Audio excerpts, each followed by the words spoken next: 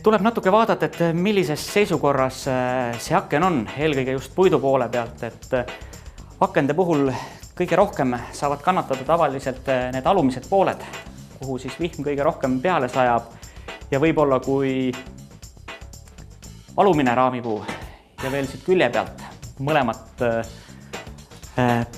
puiduosa tuleb parandada, et siis võib-olla muutub selle akna restaureerimine mõttetuks ja tuleks teha koopia, aga mina, kes ma oskan puutööd teha, siis mina kindlasti restaureeriksin selle aknaga sel juhul ära, kui tuleb alumine osa ja ka külje pealt suuremat puidutöid teha.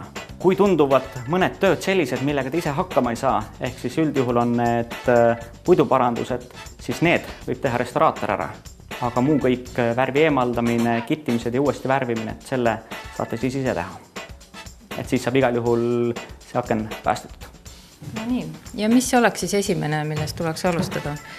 Esimene asi oleks kindlasti selline, et akna võiks nii-öelda olmemustusest puhtaks pühkida, et siis on teil endal parem tööd teha ja siis näeb ka neid vigastusi ära, mis sel aknal on. Ja konkreetsel aknal natuke vaatame ja võib-olla üks selline pragu siin hakkab kohe esimese asjana silma, et kui see kinni liimida ilusasti, siis saab jälle selle tapi ja nurgasid korda. Rõhku tuleb pöörata siis kindlasti ka sellele teeninale, kuna see saab alati kõige rohkem niiskust ja siis on ka tavaliselt kõige rohkem kahjustatud. Ja siin vana värvi alt tuli välja ka üks vana parandus. Et seda on juba kunagi on parandatud ja las tema olla. Alati on klaasid, ühed õrnad asjad, mis võivad katki minna. Siin on ka näha, et siin on tegelikult üks praukene sisse kunagi tulnud. Et me koputame klaasi peale, et kui klaasid nii-öelda klirisevad, siis on nad lahti. Konkreetsel aknal on ta veel kinni, et siin me peame mõtlema, et kas me restaureerimise käigus võtame need klaasid eest ära või mitte. Praoga klaas tuleb kindlasti eemaldada.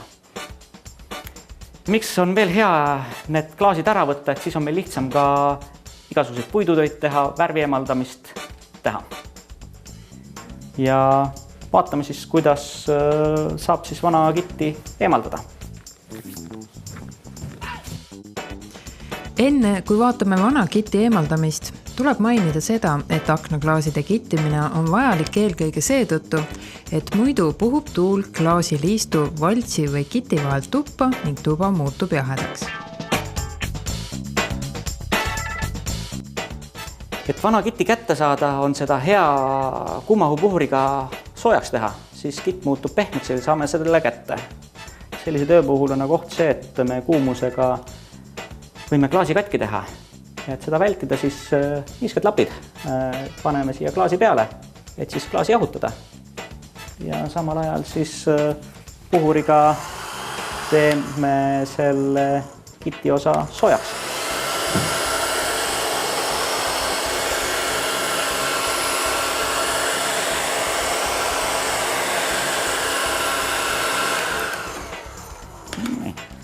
See on nii, et olenevalt kiti koostisest ja kiti vanusest, siis võtab see erinev aja, et see kitt saaks üles soendatud. Ettevaatlikult siis sellise tugevama ja teravama pahvide abidaga saab selle kiti kätte. Eemaldatud kiti alt tuli välja klaasinael, mis klaasi siis kinni hoiab ja alati katsume ka need väikeste näpitsatega kätte saada. Saame ilusasti teravatustega näpitsatega sellest naelast kinni ja katsume ta välja kangutada. Oht on nüüd selles, et me näpitsatega kangutades seda aknapuitu vigastame. Siis kasutame siin puidu kaitsmiseks jällegi seda pahtlabidat ja siis Mis puidust üldjuhul aknaraame tehti vanasti? Aknaraamid tehti see vaigurikast männipuidust. Ja sellepärast, et vaigune puit peab ilmastikuoludele oluliselt kauem vastu kui siis vähese vaiguga puit ja vanasti väga-väga valiti, millest aknaid tehti. Valiti tiheda süüga ja vaigurikas puit, et aken siis nii-öelda aastakümneid sadu vastu peaks. Natukenegi seda tõsta, siis altpoolt lükata, et siis ta viskab kuskilt prao sisse, et võib-olla sellepärast, et on kunagi mingi vigastuse väikse täkke saanud. Aga praegu tuli see taas ilusasti kätte. Ja alati oleks mõttekas ka ära nummerdada, et kus kohas see klaas on pärit, sest nad tunduvad küll ühe suurused olema, aga kuna on käsitsi lõigatud iga augu järgi elavad need klaasid, et siis nad ei pruugi pärast enam sobida.